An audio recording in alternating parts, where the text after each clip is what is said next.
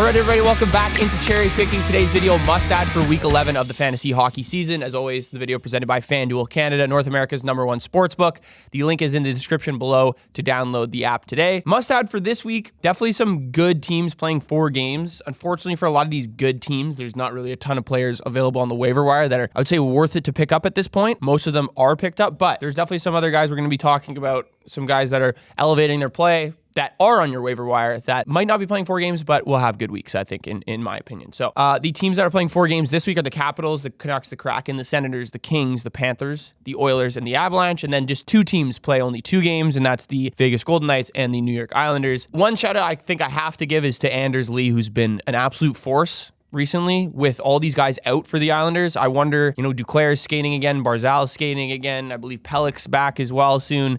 How all those guys will impact Anders Lee's, I'm not going to say breakout season because he's obviously relatively old at this point, but one of his best stretches we've seen in a while. So that's definitely a shout out, but they only play 2 games next week. Still a good thing to monitor. Let's get into the players ad for the upcoming week. All right, we've talked about this guy a couple times along with his line mate, and it's Rickard Rakell on the Pittsburgh Penguins. Still 32% rostered, but looking at how this guy's playing, looking at where he's positioned in the lineup, he should be more than 32% rostered. And I know it's tough to kind of keep track of, who's on the first power play between Rakell and Brian Rust, who's on the first line with Sidney Crosby. But right now, they both are. Rakell is on the first line with Crosby, and so is Brian Rust. They both had outstanding games against Montreal, most recently, where they won 9-2. I believe they both had 4 points. Rakell with 2 goals, 2 assists. Brian Rust had 3 goals and 1 assist. But Rakell on the first power play, while Rust is on the second power play unit, and Rakell's also on the first penalty kill. So he's playing a ton right now. I really think Mike Sullivan is giving him a pretty long leash at this point. It seems like he continues to play well with Crosby. We just need to find a little bit more consistency. But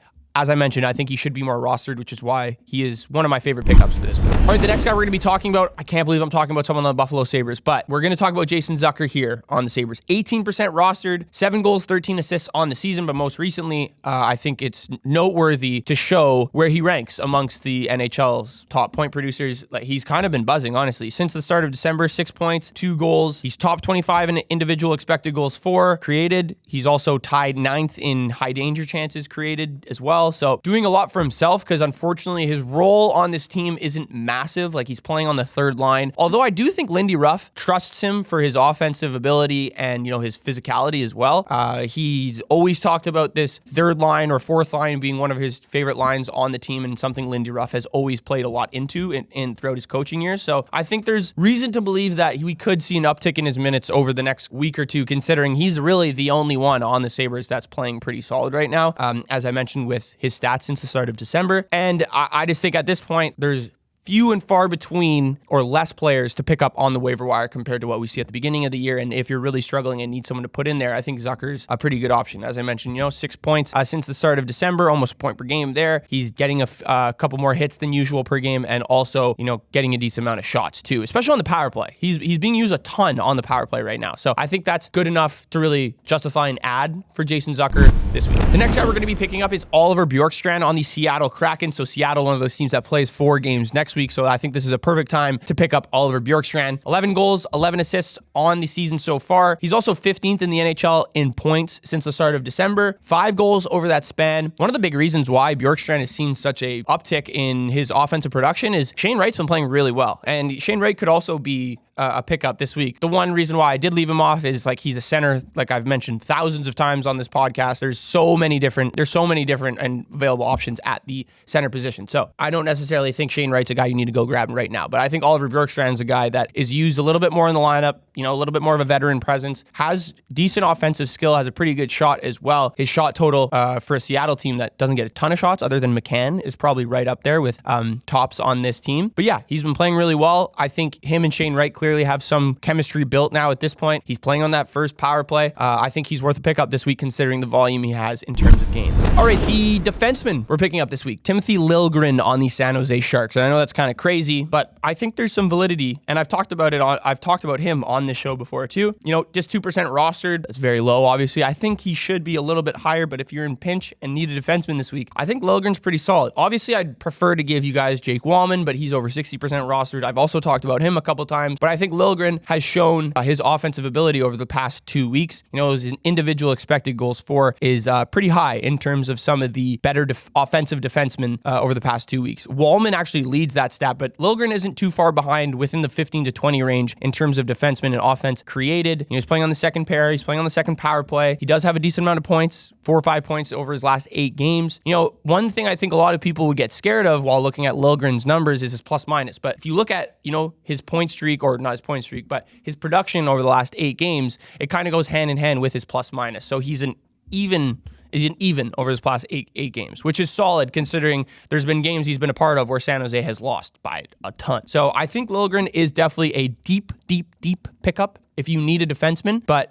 he's one of my favorite options. Damon Severson, seen a lot of love for him as well. I could see that as an option. I don't see him as someone who's creating as much offense as Timothy Liljegren on his own. I think he definitely relies on maybe other guys that are on the ice, a good puck mover, but I think I would trust Liljegren a little bit more. Severson probably gets a little bit more minutes, but you know, they both have pros and cons. All right, and the last thing I'm going to be talking about in this must-add is the goalie situation in Colorado now, with Scott Wedgewood there, who they picked up from Nashville, where they traded Justus Anunen away, and then they moved Georgiev earlier last week for Mackenzie Blackwood, which I think was a very, very good move for Colorado, considering now Nathan MacKinnon, you know, leads the NHL in points. Rantanen is scoring a shit ton of goals right now, too, so this team's like right in the pocket of where they're going to start to just dominate the West, in my opinion, especially if they continue to get good goaltending. Like, you see Scott Wedgewood come over from the Preds to Colorado. You know, he had a shutout in one of his first starts, first 2 starts almost, really, and he's playing some really solid hockey. Now, it's interesting, right? Like, who do you think you can trust more? Who's going to get more starts? So right now, as you can see, Blackwood 53% rostered, Scott Wedgewood 39% rostered at this point in fantasy hockey. In my opinion, I think it has to go Mackenzie Blackwood. Like, Wedgewood obviously